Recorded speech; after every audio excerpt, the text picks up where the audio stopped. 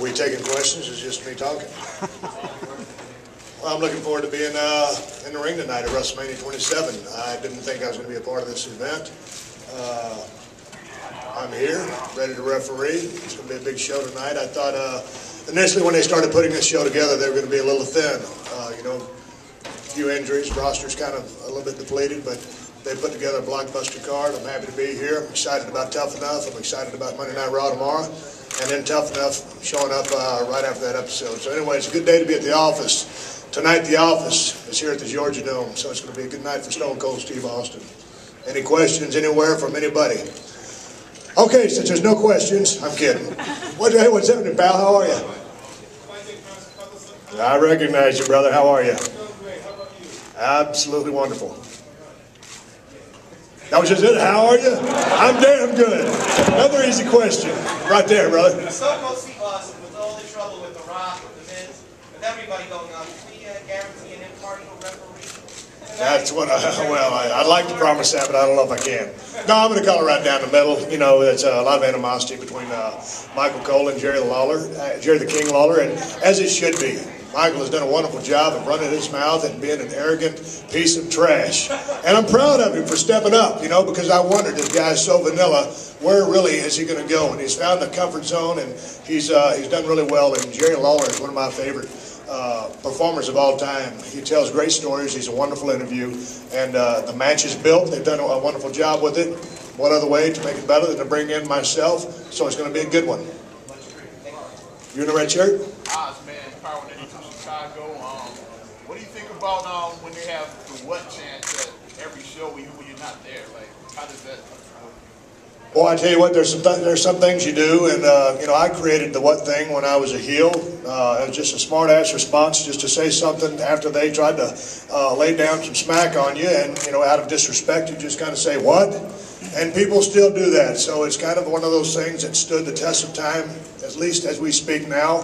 It's a testament to how strong it was, or how over I was as a character. But it's interesting when people start doing that as someone who's speaking.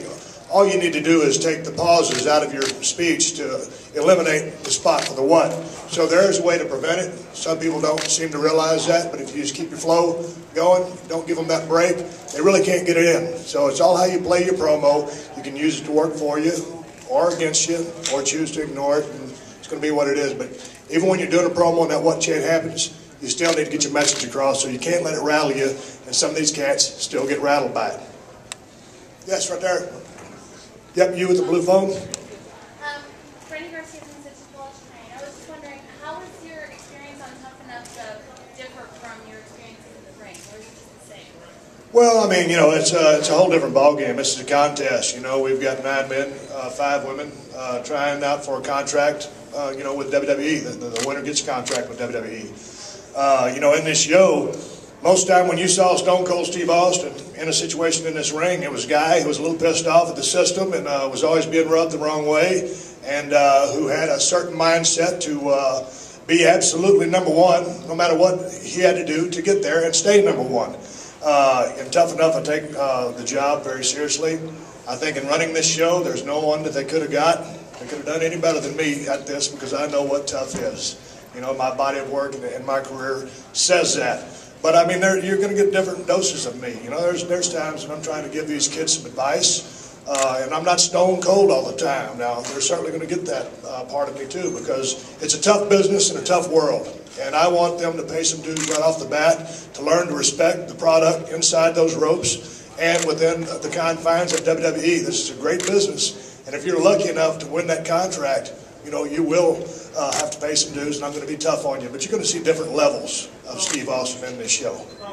Yo. Being a fan favorite for so many years, what would you describe the characteristics of a WWE fan? WWE fans, they want to be entertained. They want to believe. And I think in my body of work, I think I worked extremely hard. You couldn't see through what I did. I believed. Every time I went out to run my mouth on a promo or be in that ring and have a match with somebody or do whatever I did, I believed everything I did, 120% was real. So the people want to believe. You can have your highs and lows, your good and your bad. The people that you like so much sometimes and you just totally hate sometimes, and people that you really want to fall in love with. But it's all about believability. We know who, what, everything, what this business is today in 2011. Not trying to insult anybody's intelligence. You want a good story, and you want to believe, and you want to be entertained. That's what I think a WWE fan would expect from WWE. Right there in the red cap. Final Georgia question. Bulldog. Final question, please. You had your time here in Atlanta with WCW, WrestleMania 27, back to Atlanta, WCW. How was it? Yeah, it's good to be back here in Atlanta. You know, I lived here in 5 years. 5 years I lived out in Douglasville on 920, and I enjoyed my time here. Atlanta's a wonderful time. I left in about '96 when I moved back to Texas. The place has kind of exploded. It's grown a lot, but it's still the jewel of the South. It's still a wonderful place to be. Anytime you're down in this neck of the woods, it's been kind of a hotbed for professional wrestling, or sports entertainment as we call it today. But with all the history and the tradition that's going on here with the Georgia Championship Wrestling and NWA and Turner, you know, buying that and turning it into WCW, a lot of fond memories. And a time when I had a great time in the business with WCW, but I was held down by a lot of bureaucratic red tape and politics, but used that anger and as fuel that when I got the break in the WWE to run my mouth, come up with Stone Cold Steve Austin and dominate this industry like no one has ever done before. So it's a good day to be back here in Atlanta, Georgia, and I hope everybody enjoys WrestleMania 27. Stone Cold.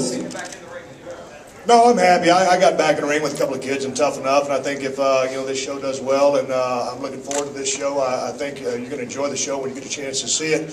But I'm going to mix it up even more with these kids in the ring. I've enjoyed being back. I'm not trying to make a full-time comeback. I'm very happy doing what I'm doing. I'm 100% pain-free and living a good life. I'm happy what the business has done for me, what I've done for the business, but it's not like I'm looking for a return. But, you know, you never say never. In the right situation, something comes up, yeah, anything could happen. But I'm not, just trying to sit here and say, yeah, I'm looking for a match, because I'm not. But can I still go? You're damn right I can. Like only Stone Cold can do. Stomp a mud hole and walk it dry any day of the week. Ladies and gentlemen, Stone Cold Steve Austin. Y'all have a good time. Enjoy the event.